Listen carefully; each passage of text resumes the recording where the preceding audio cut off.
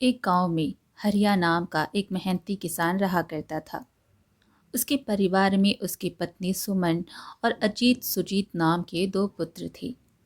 अजीत की आयु जहाँ 5 वर्ष की थी तो वहीं सुजीत की आयु 6 वर्ष की थी। एक दिन हरिया शाम के समय थका हारा अपने खेत से घर पर लौट रहा था कि तभी उसके कानों में एक बच्चे की रोने की आवाज़ आई। शाम के समय सन्नाटे में यह बच्चा कौन रो रहा है? जैसे ही हरिया की नज़र झाड़ियों पर पड़ी, उसने देखा कि एक नवजात शिशु झाड़ियों में पड़ा हुआ रो रहा था। उस नवजात शिशु को देखकर हरिया अपने आप से बोला, राम राम, क्या समय आ गया है। कोई अपने बच्चे को यहाँ पर अकेला छोड़कर चला गया है। अगर मैं इसे अकेला छोड़कर चला गया तो यह बेचारा तो रात की सर्दी में मर ही जाएगा। मुझे इसे घर ले जाना चाहिए। हरिया उस बच्चे को घर ले गया। हरिया के हाथ में बच्चे को देखकर उसकी पत्नी सुमन चौंकती हुई बोली, यह किसका बच्चा है? हरिया ने सारी घटना बताते हुए सुमन से कहा, सुमन, यह बच्चा मुझे झाड़ियों में पड़ा हुआ मिला। पता नहीं किसका बच्चा होगा। आप इसे क्यों उठाकर ले आए? इसके माता पिता तो परेशान हो रहे होंगे। कैसी बात कर रही हो सुमन? मुझे जहाँ पर यह बच्चा मिला है वहाँ पर दूर दूर तक कोई इंसान नहीं था। और तुम तो जानती हो कि आजकल कितना खराब समय चल रहा है। आज से इस बच्चे की परवरिश हम दोनों करेंगे। पागल हो गए हो क्या? हमारे तो दो और भी बच्चे हैं। हमारे खुद के खाने के लाले पड़े रहते हैं और ऊपर से आप इस बच्चे की परवरिश करने की बात कर रहे हैं। चिंता मत करो सुमन, भगवान हर किसी के नसीब की रोटी देता है। इस बच्चे के नसीब की भी देगा। हम इसका नाम भोला रखेंगे। तो आप ही अपने भोला को अपने गले से लगा के रखिए। मुझसे किसी भी प्रकार की कोई उम्मीद मत रखना। मैं अपना प्यार अपने पुत्रों में ही बांटूंगी। मैं किसी दूसरे के बच्चे को अपने गले से नहीं लगा सकती। समय ऐसे ही बीतने लगा। सुमन हमेशा क्रोध भरी नज़रों से भोला को देखती रहती और अपने दोनों पुत्र अजीत और सुजीत को बहुत ही लाड प्यार से रखती। ऐसे ही कुछ वर्ष बीत गए। एक दिन हरिया सुमन से कहा, सुमन, तुम्हारा रवैया भोला के प्रति ठीक नहीं है। उस बेचारे को तो मालूम ही नहीं है कि वह एक अनाथ है। हरिया की बात सुनकर सुमन बोली, वह जब बड़ा हो जाए तब तुम उसे बता देना। मैंने तुमसे पहले ही कह दिया था कि मुझसे किसी भी प्रकार की उम्मीद मत रखना। हरिया सुमन की बात सुनकर बोला, तुमसे तो बात करना ही बेकार है। इतना बोलकर हरिया गुस्से से घर से बाहर निकल गया। उसके बाहर जाते ही भोला सुमन के पास आकर खड़ा होकर बड़ी मासूमियत से बोला, माँ, मुझे भूख लगी है। हाय, अब मैं तुझे खाना खिलाती रहूं? अब मेरे पास यही काम रह गया। मेरी बात ध्यान से सुनो। खाना इतना आसानी से नहीं मिलता, कमाना पड़ता है। और यहाँ मुफ्त का तो तुझे बिल्कुल नहीं मिलेगा। पहले घर की साफ सफाई कर, उसके बाद ही तुझे खाना मिलेगा। इतने में ही अजीत और सुजीत वहाँ आए और बोले, माँ, हमें बहुत तेज भूख लगी है। सुमन बोली, अरे तो तुम दोनों ने मुझे पहले क्यों नहीं बताया? मैंने तुम्हारा मनपसंद खाना बनाया है और मैंने तुम्हारे लिए देसी घी भी निकाला है। मैं तुम दोनों को अपने हाथों से खिलाऊंगी। भोला आंखों में आंसू लिए इस दृश्य को देखकर चुपचाप काम में लग गया। समय ऐसे ही बीतता रहा। एक दिन हरिया सुमन से बोला, सुमन, मैं जानता हूँ कि तुम मेरी पीठ पीछे भोला के साथ बहुत ही बुरा व्यवहार करती हो। यह ठीक नहीं है। सुमन ने कहा, क्या ठीक है और क्या ठीक नहीं है यह मुझे बताने की कोई आवश्यकता नहीं है। मत भूलिए, हमारा सहारा हमारे सगे पुत्र ही बनेंगे। इस अनाथ से हमें कोई सहारा नहीं मिलेगा। पर यह बात तुम्हें एक ना एक दिन समझ में आ जाएगी। हरिया जानता था कि सुमन से बात करना उसके लिए बेकार साबित होगा। वह बिना कुछ कहे घर से बाहर निकल गया। ऐसे ही कुछ वर्ष और बीत गए। भोला अब जवान हो चुका था। भोला जहाँ हरिया के साथ उसकी खेत में हाथ बटाता तो अजीत और सुजीत दिन भर आवारागर्दी करती, क्योंकि सुमन के लाड प्यार ने उन दोनों को बिगाड़ दिया था। एक दिन हरिया भोला के साथ खेत में हल चला रहा था कि तभी गांव का मुखिया वहां आ पहुंचा और क्रोधित होकर हरिया से बोला, देखो हरिया, मुझे केवल तुम्हारी इज्जत का ख्याल है। इसी वजह से मैं तुम्हारे दोनों बेटों से कुछ नहीं कहता। आखिर क्या हुआ है मुखिया जी? क्या किया है मेरे बेटों ने? क्या किया है? अरे तुम देख कर भी अंधे बने हुए हो। उन्होंने मेरी इकलौती पुत्री मीना का जीना हराम कर रखा है। जब भी वह घर से बाहर निकलती है, तुम्हारे दोनों पुत्र उसे छेड़ने लगते हैं। मुखिया के मुंह से ये सारी बातें सुनकर हरिया बोला, मुखिया जी, मैं उन दोनों की गलती की क्षमा मांगता हूँ। मुखिया बोला, हरिया, मैं तुम्हारा सम्मान करता हूँ, इसी वजह से अब तक चुप था। मेरी बिटिया का विवाह होने वाला है। अब अगर तुम्हारे दोनों बेटों ने मेरी बेटी को छेड़ा तो फिर मुझसे कुछ मत कहना। मैं उन दोनों का वो हाल करूँगा कि उन्हें उनकी नानी याद आ जाएगी। इतना कहकर मुखिया गुस्से से वहां से चला गया। शाम के समय हरिया अपना काम पूरा करके भोला के साथ अपने घर पर आ गया और गुस्से से अपनी पत्नी सुमन से बोला, तुम्हारे लाड प्यार ने अजीत और सुजीत को बिगाड़ दिया है सुमन। अब तो वह दोनों लड़कियों को भी छेड़ने लगे हैं। आज मुखिया उन दोनों की शिकायत लेकर आया था। तुम्हें पता है, मेरा सिर शर्म से नीचे झुक गया। तभी सुमन बोली, तुम तो जब देखो मेरे बेटे के पीछे ही पड़े रहते हो और हमेशा इस निट्ठल भोला की तारीफ करते रहते हो। अच्छा हुआ मुखिया तुमसे शिकायत करने के लिए आया था। अगर मुझसे शिकायत करने के लिए आता तो उसकी टांगे तोड़ देती। यह सुनकर हरिया बोला, बकवास बंद करो सुमन। अपने बच्चों को डांटने की बजाय उनकी तारीफ करना बंद करो। अगर ऐसा ही हाल रहा तो वह दिन दूर नहीं कि तुम्हें खून के आंसू रोना पड़ेगा। सुमन बोली, मुझे अपने बेटे पर पूरा भरोसा है। इतना कहकर सुमन गुस्से से वहां से चली गई। तभी भोला हरिया से बोला, चिंता मत कीजिए पिताजी, मुझे विश्वास है कि एक ना एक दिन मेरे दोनों भाई सुधर जाएंगे। ईश्वर करे ऐसा ही हो भोला। अगले दिन हरिया और भोला खेत पर गए ही थे कि तभी वहां पर गांव का जमींदार आ पहुंचा और हरिया की ओर देखकर बोला, हरिया, अब तुम्हें खेत में हल चलाने की कोई आवश्यकता नहीं है। ये सुन हरिया आश्चर्य से बोला, मैं आपकी बात का मतलब नहीं समझा जमींदार। जमींदार बोला, तुम्हारे खेत पर मेरा कब्जा हो चुका है। यह सुनकर भोला चौंक कर बोला, ऐसे कैसे हो सकता है? तभी हरिया भी बोला, सही कह रहा है, ऐसे कैसे हो सकता है? आप मेरे खेत पर कब्जा कैसे कर सकते हैं? पहले पूरी बात तो सुन लो हरिया। दरअसल सुजीत कुछ दिन पहले मुझसे बहुत सारी रकम उधार लेकर गया था, जो ब्याज लगाकर बहुत हो गई है। और कल जब मैंने अपनी रकम ब्याज सहित उससे वापस मांगी तो उसने अजीब सा जवाब दिया कि वह सारी रकम जुए में हार गया है। उनके पास फूटी कौड़ी भी नहीं है। यह सुन हरिया का सर चकरा गया और वो गिरने लगा। तभी जमींदार बोला, गिरने की जरूरत नहीं है हरिया। कर्ज तुम्हारे बेटे ने लिया है, इसलिए उसे चुकाओगे भी तुम ही। या तो तुम मुझे धन दे दो या फिर मुझे अपना खेत दे दो। जमींदार की बात सुन हरिया बोला, आप तो जानते हैं जमींदार कि मैं खेत में कड़ी मेहनत करके बड़ी मुश्किल से दो रोटी कमा पाता हूँ।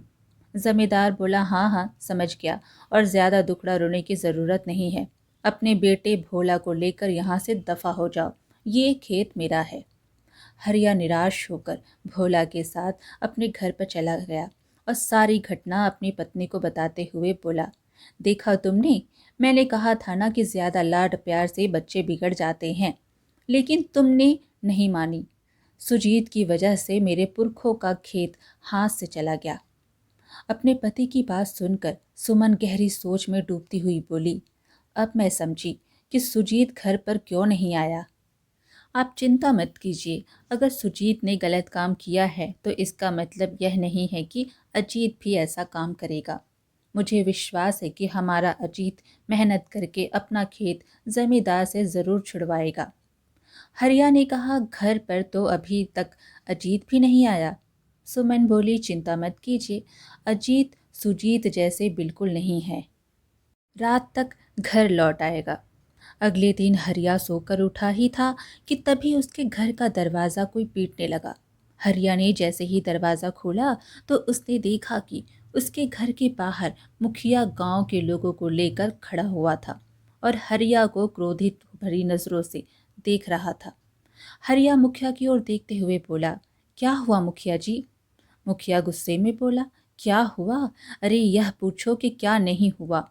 आज मेरी बेटी मीना की शादी है और कल रात तुम्हारे पुत्र अजीत ने मेरे घर पर चोरी कर ली। ये बात सुनकर हरिया आश्चर्यचकित हुए बोला, क्या कहना चाहते हैं आप? मुखिया बोला, कल रात गांव वालों ने अपनी आंखों के सामने से तुम्हारे बेटे अजीत को मेरी बेटी की शादी के गहने चुराते हुए देखा है और उसे जंगल की ओर भागते हुए भी देखा है। तुम जानते हो, मैंने अपने जीवन की सारी जमा पूंजी एकत्रित करके अपनी बिटिया के लिए सोने के गहने बनवाए थे। तुम्हारा बेटा मेरी बरसों की मेहनत एक पल में चुरा कर ले गया। तभी वहां पर सुमन आ पहुंची। मुझे अपने बेटे पर पूरा विश्वास है, वह ऐसा नहीं कर सकता। सुमन ने इतना कहा ही था कि तभी गांव का एक व्यक्ति सुमन से बोला, हमने अपनी आंखों से देखा है अजीत को चोरी करते हुए। अगर अजीत निर्दोष है तो फिर बुलाओ उसको।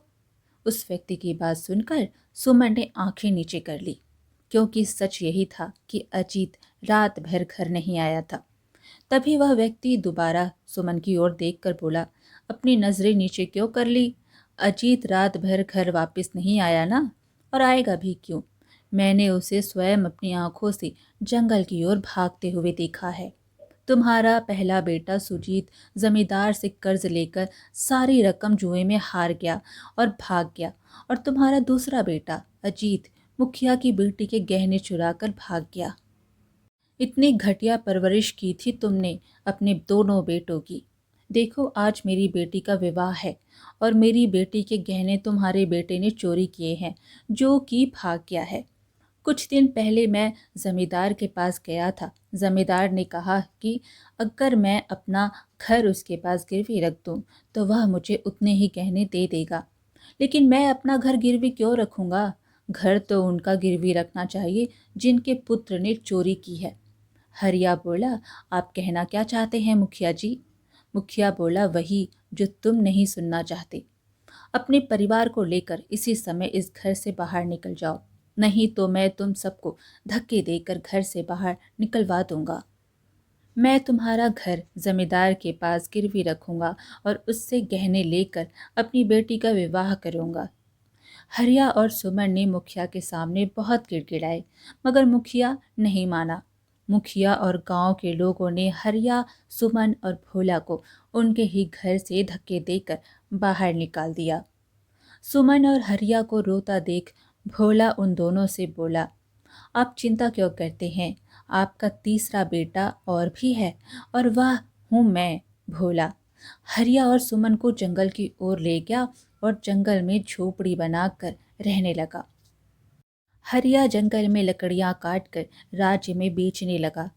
लकड़ियां बेचने में उसे जितना भी धन मिलता, उससे उसके परिवार का गुजारा आराम से चलने लगा।